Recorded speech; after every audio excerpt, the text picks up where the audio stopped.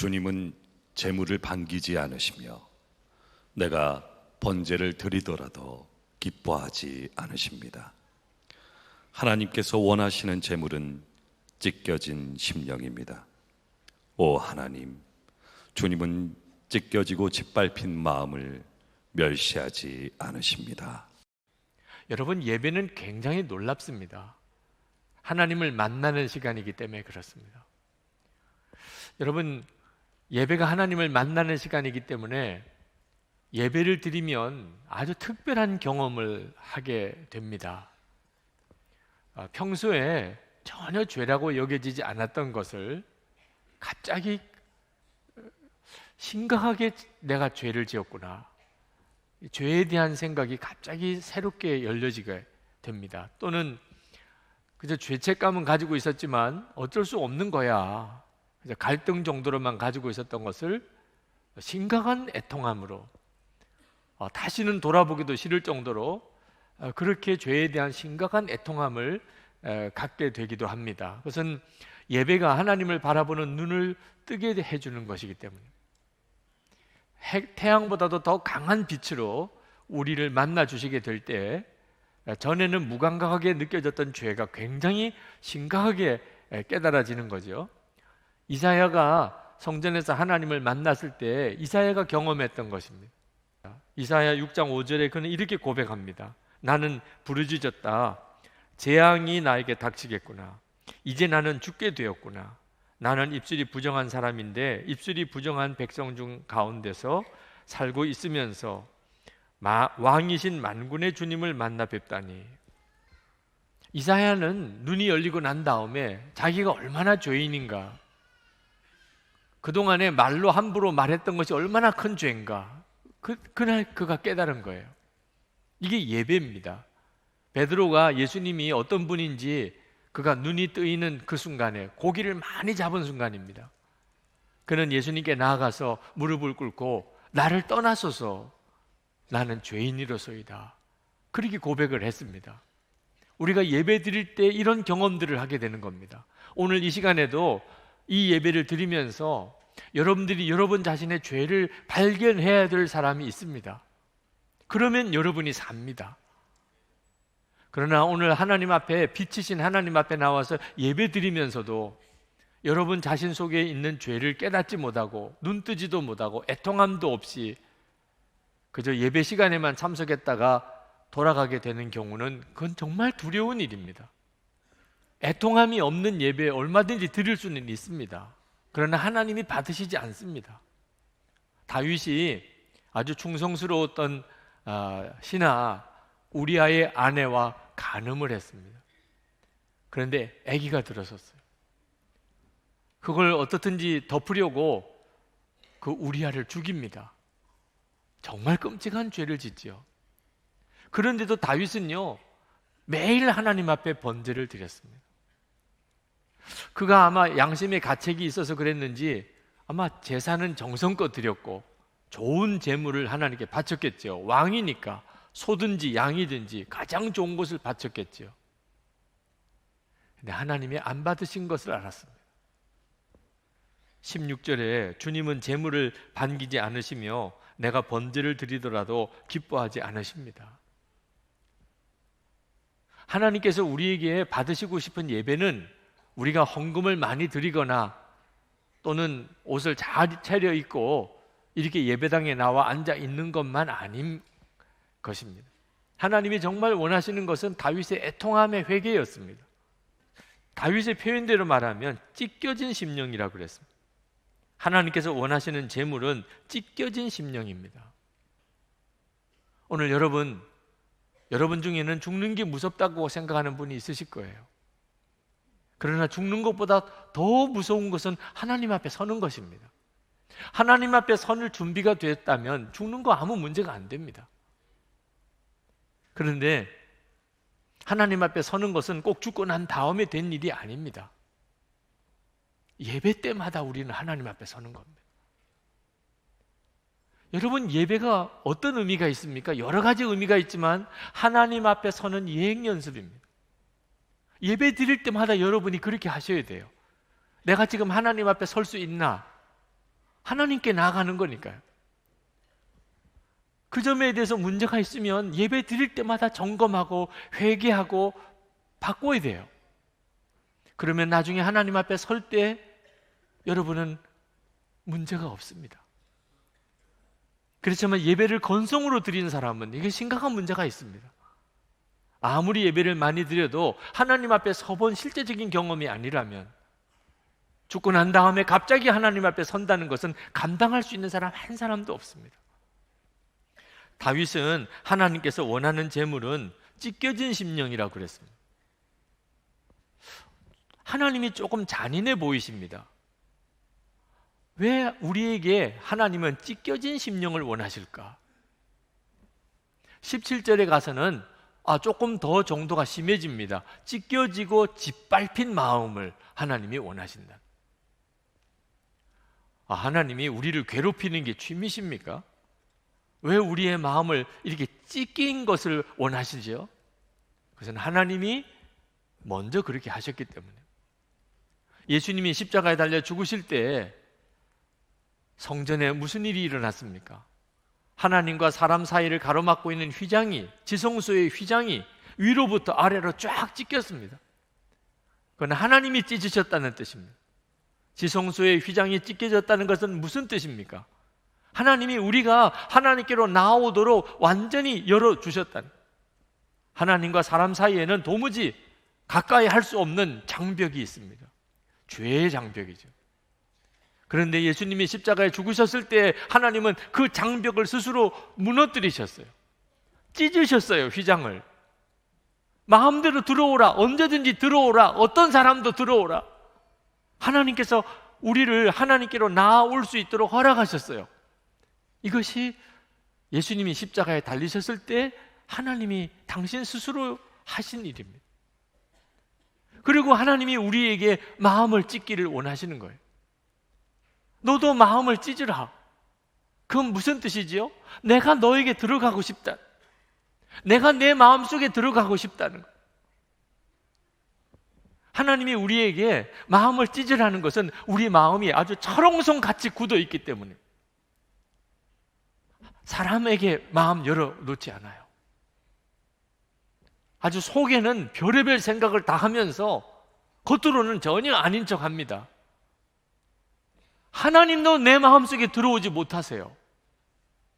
어리석은 거죠. 마귀는 안방처럼 들락날락거립니다. 마귀는 우리 마음속을 안방처럼 들락날락거리면서 그렇게 해놓으면서 사람에게는, 하나님에게는 마음을 철옹성처럼 그렇게 닫아놓고 있습니다. 하나님이 그걸 찢으라는 거예요. 하나님이 내 마음속에 들어오고 싶어 하신다. 이것을 요한계시록 3장 20절에서 우리 주님은 이렇게 말씀하셨습니다. 보아라, 내가 문 밖에 서서 문을 두드리고 있다. 누구든지 내 음성을 듣고 문을 열면 나는 그에게로 들어가서 그와 함께 먹고 그는 나와 함께 먹을 것이다. 여러분, 찢겨진 심령, 집 밟혀서 깨어진 그 마음이라고 하는 것은 하나님이 우리 마음속에 들어오고 싶은 간절한 소원을 말씀하시는 것입니다. 이것이 예배 때마다 하나님이 우리에게 원하시는 거예요. 많은 헌금을 원하시는 것이 아니고 하나님은 우리에게 마음을 찢고 예배하기를 원하시는 겁니다. 우리가 마음을 찢었다는 이야기는 하나님이 더 이상 내 마음 바깥에 거기만 계시도록 내가 내버려 두지 않는다는 뜻입니다. 주님, 제 마음에 오세요. 빛으로 내 모든 것을, 내 마음속의 모든 것을 다 비추세요. 하나님께 합당치 않은 것이 있으면 다 드러나게 해주세요. 이제는 예수님께서 정말 나의 왕이 되어주세요. 이렇게 예배하기를 원하신다는 것입니다. 여러분, 마음을 찢는다는 것은 표현이 괴로움을 표현하는 것이기도 합니다. 그러나 단순히 죄를 괴로워하는 것만 의미하는 거 아닙니다. 죄를 짓고 죄를 괴로워한 것으로 따지자면 가룟 유다보다도 더한 사람이 있겠습니까? 예수님을 은 30에 팔고 그리고는 그게 너무 마음에 가책이 되어서 스스로 목을 매달아 죽었습니다. 얼마나 죄를 괴로워했으면. 그런데 마음을 찢은 거 아니에요. 가룟 유다는 예수님 전혀 마음 열지 않았어요. 마귀에게는 속까지 다 내주고, 은 30에 예수님 팔은 것은 마귀가 시키는 대로 한 거죠. 그리고 그 다음에는 마귀가 어떻게 합니까? 죽으라. 야, 너는 살 자격 없어. 죽어. 결국은 마귀가 하라는 대로 목매달아 죽습니다. 만약에 가룟 유다가 마음을 찢었다면, 예수님이 들어오실 수 있게 했다면, 그가 비록 은 30에 예수님을 팔았다 할지라도 그는 살았을 거예요. 어떤 사람은 너무 죄책감이 심해서 정신 이상이 된 사람이 있습니다. 얼마나 죄가 고통스러웠으면, 얼마나 죄를 아파했으면 그랬겠습니까? 그런데 그는 그렇게 죄를 괴로워하면서도 주님의 도움을 받지 못했어요. 왜 그렇지요? 마음을 안 찢었으니까.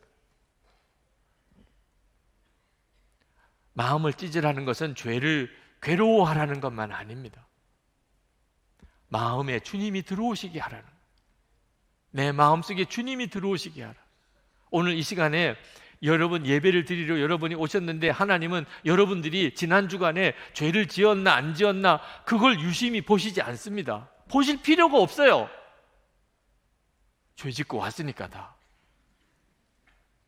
죄를 지을 수밖에 없는 육신 덩어리, 죄 덩어리를 가지고 사는 우리들이니까 뭐 하나님이 죄를 지었나 안 지었나 그거 따져볼 필요도 없습니다.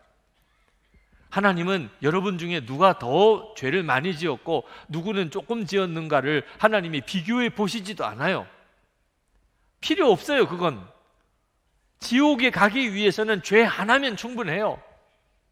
죄를 뭐 많이 지었냐 적게 지었냐 우리들끼리나 하는 이야기지, 하나님 앞에서는 아무 의미가 없어요. 하나님이 우리에게 보고 싶어 하시는 것은 우리가 죄를 지은 것이 아니고 죄에 대한 애통함입니다. 하나님 앞에서 마음을 찢는 마음으로 그렇게 하나님 앞에 나와서 죄를 애통해 하는 것, 하나님이 정말 받으시고 싶으신 건 그거예요. 여러분, 하나님께서 여러분 안에 정말 죄의 애통함을 본다면, 그러면 우리는 하나님 앞에 얼마든지 용납을 받습니다. 17절에 약속하셨어요. 하나님께서 원하시는 제물은 찢겨진 심령입니다. 오 하나님, 주님은 찢겨지고 짓밟힌 마음을 멸시하지 않으십니다. 죄 많이 짓고 방탕한 삶을 사는 그런 자녀가 있다고 합시다. 근데 어느 날 집에 돌아왔어요.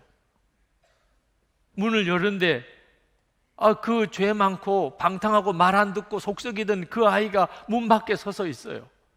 그런데 얼굴이 눈물, 콧물 범벅이에요. 그런 모습으로 문 밖에 서 있어요. 그러면 아무리 그 아이가 부모의 마음을 아프게 하고 속썩이고 그동안에 죄를 많이 지었어도 부모는요, 잘 왔다, 고맙다, 그렇게 하게 돼 있어요. 마음을 찢은 것을 보고는요, 더 이상 책망할 필요가 없어요. 하나님은 오늘 우리가 죄를 지은 것 때문에 노여워하시는 게 아닙니다. 마음을 찢지 않으니까. 여러분, 우리가 주일마다 교회 와서 하나님 기도할 때 하나님 지난 주간도 죄 많이 지었습니다, 이렇게 고백하는 것이 습관이 되지 않아야 됩니다. 전혀 내 마음이 찢어지는 아픔이 없이 그저 입으로만 하나님 죄 많이 지었어요 이렇게 고백하는 것은 오히려 우리를 영적으로 더 둔감하게 만드는 겁니다. 왜? 자기는 회개했다고 생각하니까. 차라리 정말 흉악한 죄를 지었으면 오늘 이 예배당에 나와 앉아서 너무너무 가슴이 떨리겠죠. 지난 주간에 내가 큰 죄를 지었어요. 그러면 예배 드리는 내내 마음이 아프겠죠. 별로 죄 같지 않다고 생각하는 그런 죄 짓고 그냥 무감각해지는 것이 훨씬 더 무서운 일입니다.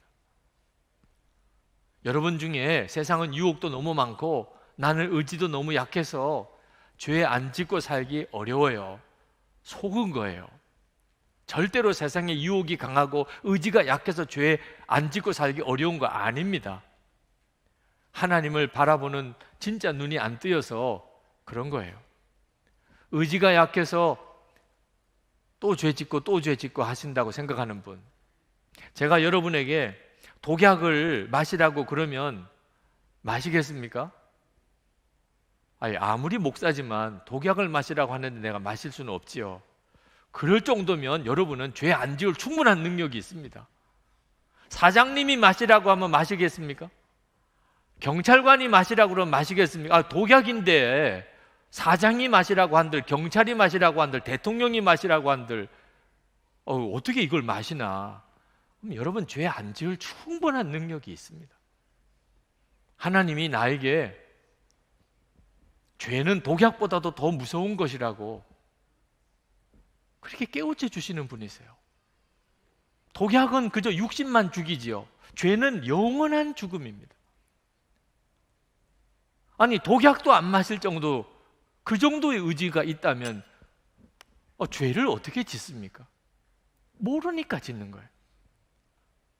하나님이 정말 살아계신 하나님으로 나와 함께 계시지 않으니까, 그러니까 죄가 죄인 줄, 죄가 어떤 것인 줄 모르니까, 그러니까 죄를 짓는 거라니까요. 여러분, 사람들 보는 앞에서 죄 짓습니까? 아무리 죄의 유혹이 강해도 사람들 보는 앞에서는 안 합니다. 부부싸움조차도요, 사람들 보는 앞에서는 안 하는데, 그 정도쯤이라면 여러분은 얼마든지 죄 안 짓고 살 수 있는 사람입니다. 왜? 사람 보는 눈하고 비교가 안 되는 하나님을 믿는 사람, 하나님을 믿는 사람이라고요. 사람들 보는 앞에서 죄 안 지을 정도면, 아니, 하나님을 믿는데 어떻게 죄를 지어요? 죄 짓고 사는 게 힘들죠. 죄 짓고 사는. 만약에 내가 죄 안 짓기가 힘들다면, 여러분 오늘 예배 드릴 때 정말 마음을 찢어야 돼요. 그렇게 살다가 하나님 앞에 간다는 것은 정말 두려운 일이에요. 우리가 오늘 하나님 앞에 나와서 예배할 때 빛 가운데 우리가 드러나면 이사야처럼 꼬꾸라져요. 내가 진짜 예수 믿는 사람이었나? 고린도후서 13장 5절에 우리 믿음을 한번 시험해보고 스스로 한번 점검하고 확증해보라. 여러분은 자기가 믿음 안에 있는지를 스스로 시험해보고 스스로 검증해 보십시오 라고 말했습니다. 또 뭘 도대체 시험해보고 검증해보라는 겁니까? 여러분은 예수 그리스도께서 여러분 안에 계시다는 것을 알지 못합니까? 모른다면 여러분은 실격자입니다. 이건 들어본 적이 있느냐가 아니에요. 예수님이 여러분 안에 계신 것을 스스로 알지 못합니까? 지금 내 옆에 아내가 있고 남편이 있고 부모가 있고 자식이 있으면 알지요.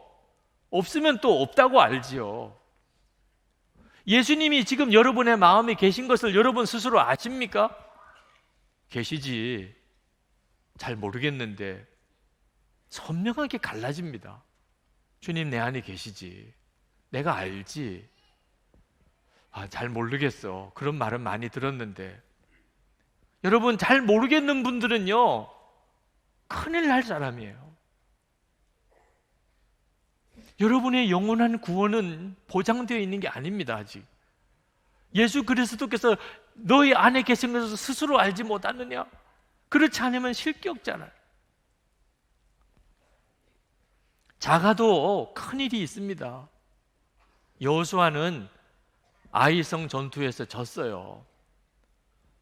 여러분 전쟁하다 보면 이길 때도 있고 질 때도 있지요. 그 전에 여리고성은 큰 성인데 거기서는 대승을 거두었습니다. 조그만 아이성에서 좀 질 수도 있죠. 아니에요. 여호수아는 그게 세상 없이 큰일인 것처럼 옷을 찢고 장로들과 함께 하나님 앞에 나가 무릎을 꿇고, 그리고 하루 종일 하나님 앞에 기도하면, 하나님 어떻게 된 일이에요? 하나님 이제 우리 끝났어요. 아니, 아이성에서 조그만 성에서 겨우 진 건데 하나님 우리 끝났어요. 이제 절망이에요. 여호수아는 그게 작은 게 아니었어요. 하나님이 함께 하시냐 안 하시냐, 함께 하신다면 이럴 수가 없잖아. 함께 안 하셨다면 이건 이제 우리 끝났어. 이제. 그랬기 때문에 여호수아는 전혀 알지 못했던 죄, 아간의 죄를 찾아낼 수 있었고 해결할 수 있었어요. 여러분이 하나님께 나와 예배할 때마다 하나님께서 여러분이 전혀 알지 못했던 문제를 들추어 내십니다. 왜? 그것 때문에 여러분이 영원히 잃어버릴 수도 있는 것이니까. 하나님께서 오늘 이 시간 여러분에게 눈을 열어주셔야 돼요. 우리가 예배 드릴 때 설교자 보아도 안 돼요. 무슨 찬양대 보러 온 것도 아닙니다. 하나님이에요. 하나님께서 나에게 보여주셔야 알아요. 내가 지금 어떤 모습인지. 그러면 삽니다. 그러기 위해서는 우리가 마음을 찢는 게 필요한 거예요. 마음을 찢어서 이젠 진짜 예수님이 내 삶의 주인이 되셔서 그저 내 마음에 찔림만 주시는 정도가 아니고 내 삶을 이끌어 갈 수 있게 해드려야 돼요. 오늘 이 시간에 여러분 하나님 앞에 정말 구애하셔야 돼요. 주님, 제가 마음을 찢습니다. 제가 죄를 감추고 죄를 품고 어쩔 수 없다고 핑계하고 그렇게 계속 살아가는 생활을 이젠 더 이상 하나님 제가 원하지 않습니다. 오늘도 하나님 앞에 나와서 예배를 드렸는데 이제 주님 앞에 서는 것이 더 제가 온전해지기 원합니다. 주님이 나를 언제 부르실지 모르지만 제가 그동안 몇 번의 예배를 또 드릴 수 있을지 모르지만 제가 예배 드릴 때 주님 앞에 서는 자로 온전히 서기 원합니다.